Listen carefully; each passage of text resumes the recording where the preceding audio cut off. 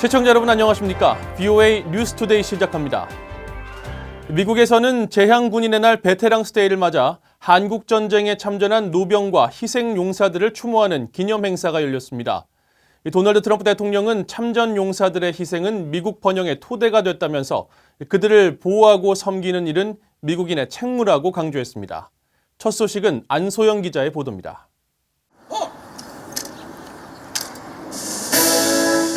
한국전쟁에 참전했던 노병과 가족 50여 명이 자리했습니다. 11일 재향군인의 날을 맞아 한국전 참전용사와 당시 희생자들을 기리는 추모 행사에 참석한 노병들.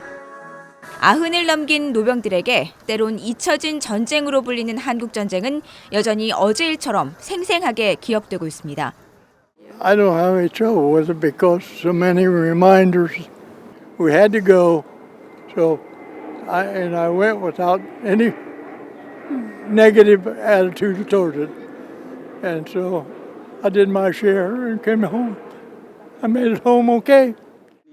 한국전 참전용사협회장은 자유는 거저 얻는 공짜가 아니라며 한국을 지켜낸 참전용사들의 헌신을 되새길 때라고 강조했습니다. Let America know who you are and what you did for freedom.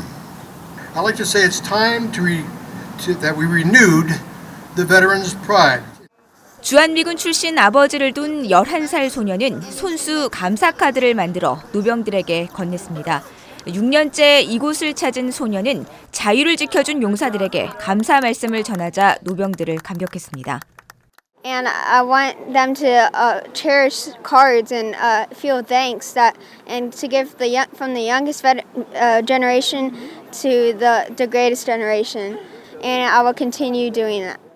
참석자들은 자유 수호를 위해 몸바친 그들의 숭고한 희생은 영원히 기억될 것이라고 강조했습니다.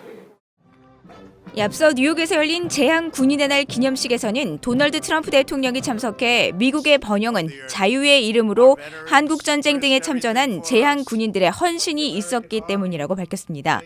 To every veteran here today and all across our land, you are America's greatest living heroes, and we will cherish you now, always, and forever.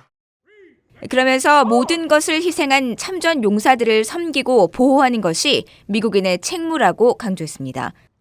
VOA 뉴스 안소영입니다. 미국의 재향군인의 날을 맞아 미국 상원에 한국전쟁 등 참전 미군 용사의 유해 신원 확인 작업을 추가 지원하는 내용의 법안이 상정됐습니다.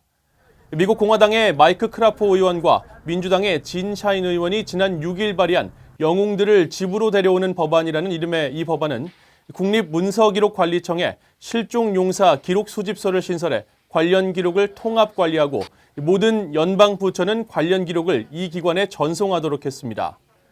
이와 별도로 하원에서는 공화당의 스티브 린치 의원이 지난 8일 연방정부 폐쇄 시 유해 발굴 작업에 지장이 없도록 하는 법안을 상정했습니다. 아프리카 세네갈에서 북한 노동자들이 UN 안보리 결의를 위반하면서 불법 외화벌이를 하고 있다는 소식 최근 전해드렸는데 이번에는 30명의 북한 의사들의 활동이 포착됐습니다. 자원봉사 형식으로 세네갈에 입국했다고 하는데 외화벌이에 나섰을 가능성을 배제할 수 없다는 지적이 나왔습니다. 함지하 기자가 취재했습니다.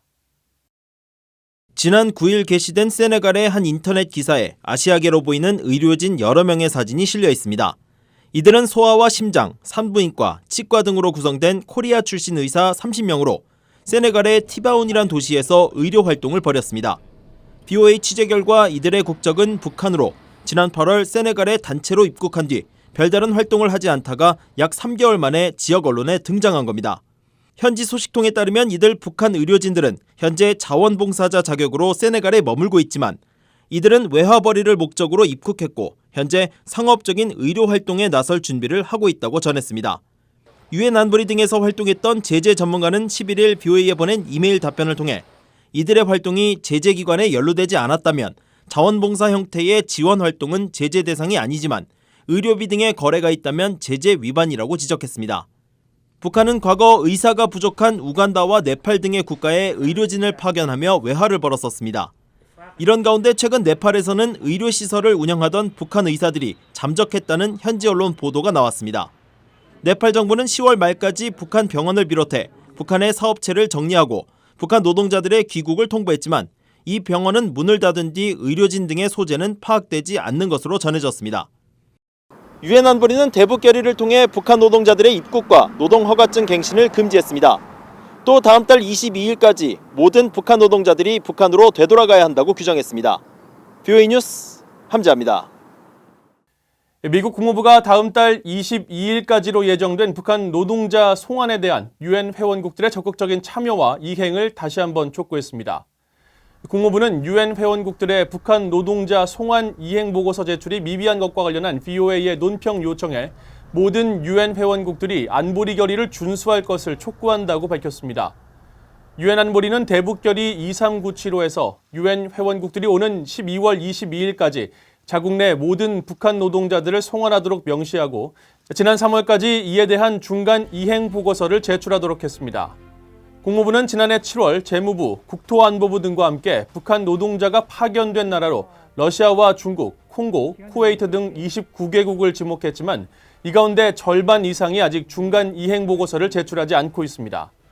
현재 193개의 유엔 회원국 가운데 중간 이행 보고서를 제출한 나라는 42개 나라로 유엔 주재 스웨덴 대표부는 지난달 말 제출한 중간 이행 보고서에서 10월 현재 자국 내 북한 국적 거주자와 송환 대상인 북한 노동자가 없다고 밝혔습니다. 유럽연합 집행위원회는 11일 갱신한 유럽연합 통합금융제재 명단에 개인 137명과 기관과 기업 84곳이 유럽연합의 대북제재 명단에 올라 있다고 밝혔습니다. 이 같은 수치는 3년 전인 2016년 12월과 비교해 제재 대상 개인은 3.6배, 기관과 기업은 2배 이상 증가한 것으로 당시 38명이었던 제재 대상 개인은 137명으로 3.6배 늘었고 39곳이던 기관과 기업은 84개로 2.1배 증가했습니다. 이는 북한의 계속되는 탄도미사일 발사와 핵실험, 대륙간 탄도미사일 ICBM 발사 등과 관련해 유엔 안보리가 2017년부터 북한에 대한 제재를 대폭 강화한 결과로 풀이됩니다. 유럽연합은 지난 2006년 북한의 1차 핵실험을 계기로 유엔 안보리 차원의 대북 제재를 적극적으로 이행하고 있으며 북한의 2차 핵실험 직후인 2009년 7월 이후 안보리 대북 제재를 보완하고 강화하는 차원에서 자체적인 대북 제재 조치도 취하고 있습니다. 이상으로 VOA 뉴스투데이를 마칩니다. 시청해주신 여러분 고맙습니다.